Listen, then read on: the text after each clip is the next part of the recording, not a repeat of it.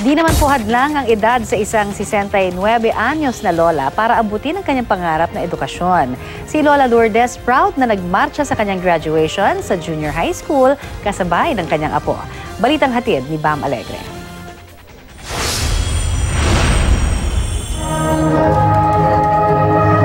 Bakas ng tuwa sa mga nagtapos na junior high school sa Tantangan, South Cotabato. Napagtagumpayan na nila ang isang yugto sa kanilang buhay estudyante.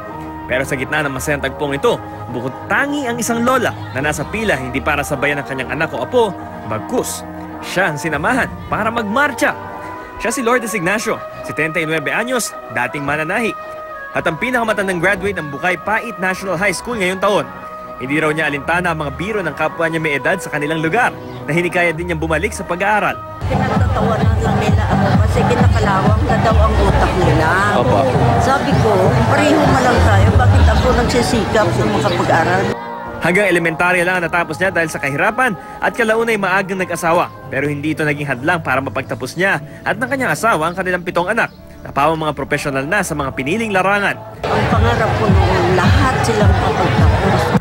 Ayon sa kanya, ang anak niyang dating principal ng Bukay Pait ang nag-udyok sa kanya na mag-aral muli.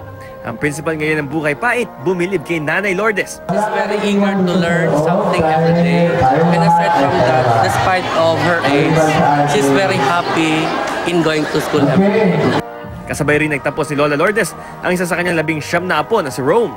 Isa lamang si Nanay Lourdes sa marami pang lolo't lola na nagpatunay na ang edukasyon walang pinipiling panahon o edad sa taong magsusumikap na makamit ito.